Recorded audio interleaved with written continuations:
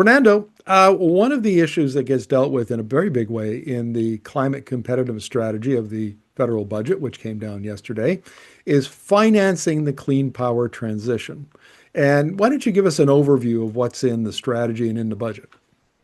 So what's in the strategy is more money for the Canada Infrastructure Bank, which has been a critical finance partner for a lot of projects, specifically for Indigenous communities and companies that are involved in the development of wind, solar, and energy storage across Canada. We saw an additional $10 billion added to that.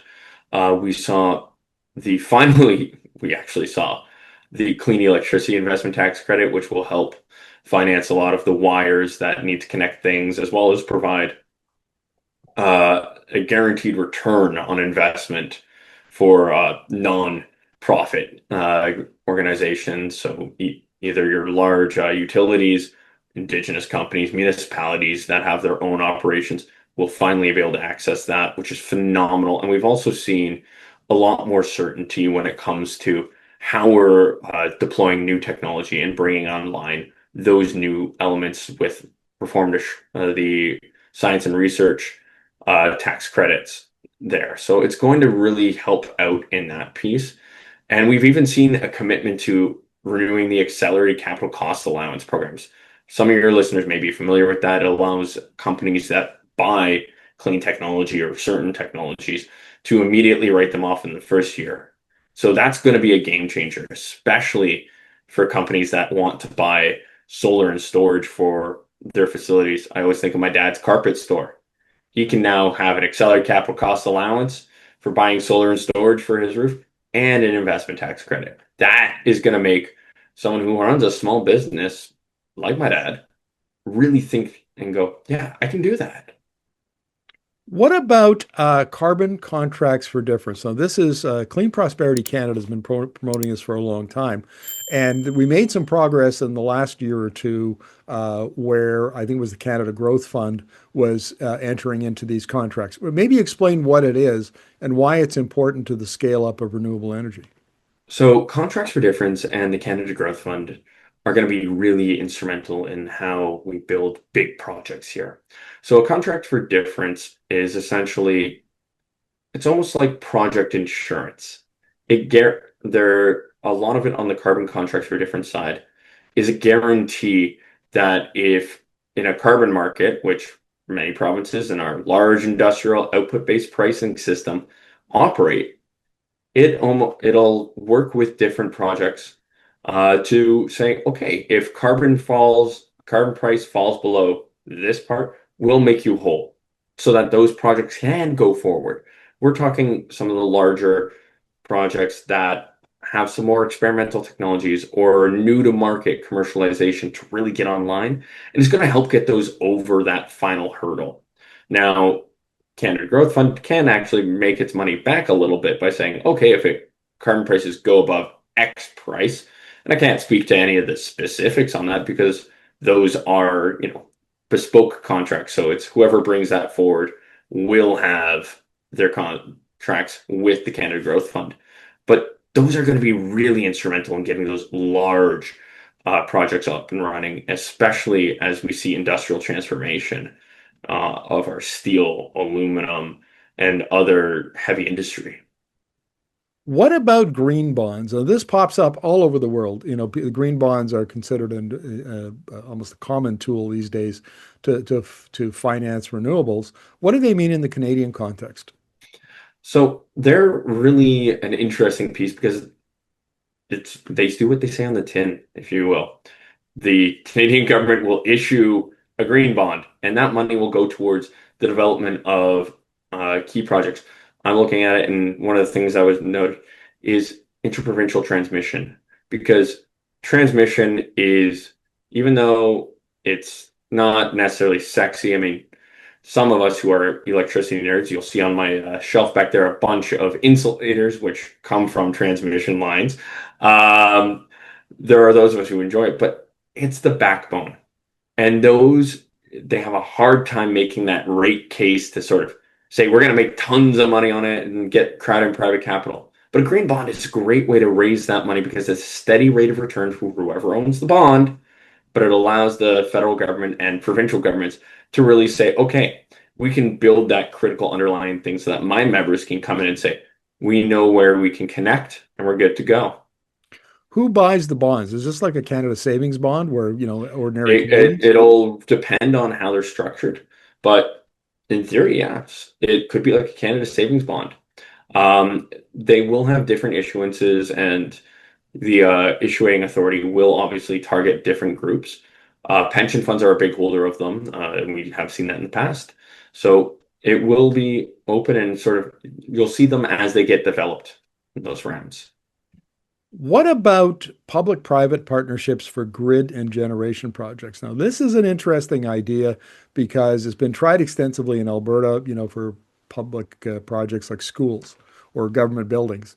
And there are both supporters and critics. It's not a perfect project by any stretch, but there are things like grid interconnectors that the federal government may have to step in and either build them itself, or offer fairly significant inducements to the private sector to build them. So how might that work? So we've seen great success in places like Ontario and British Columbia, where you'll have those integrations tied in, and that you can look at the pieces like the clean technology and clean electricity ITC as a way of an inducement, saying, okay, we need those elements.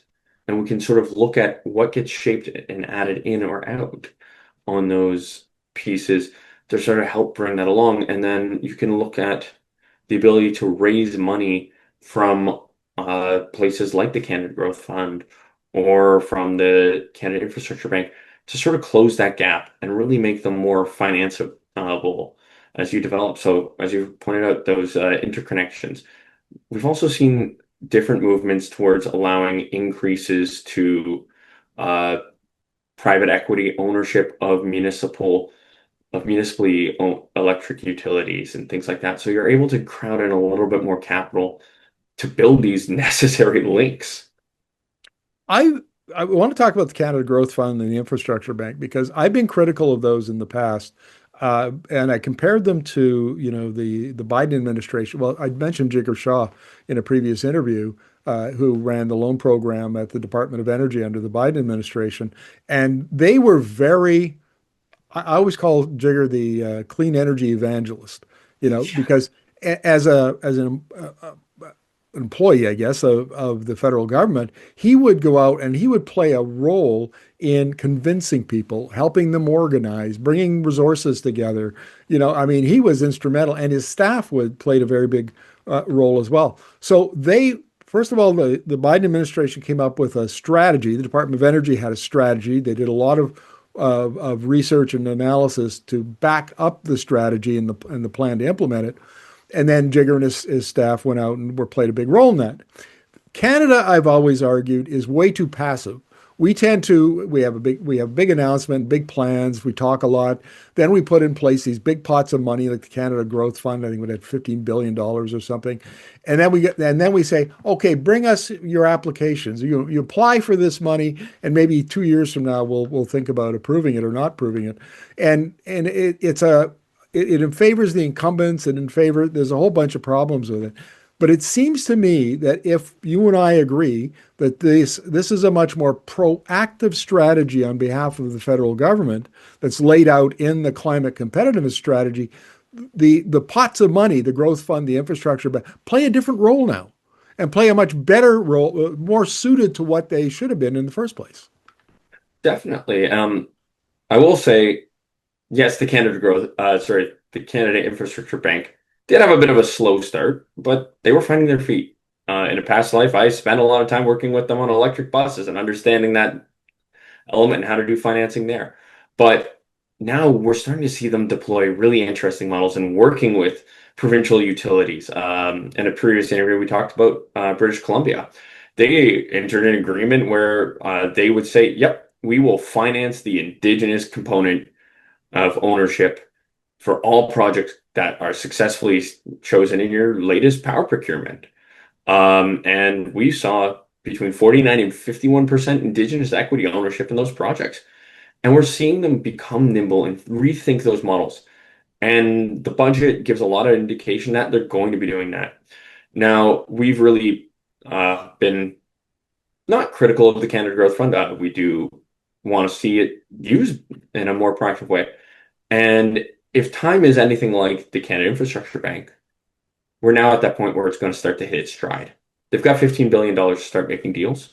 I think they've now found their feet and they've now got the direction to get moving quickly. And also, as an interesting note, the Major Projects Office has been tasked to bring those sources of capital as well as private sector capital together to bring on those sort of major enabling projects. I'm thinking Wind West here.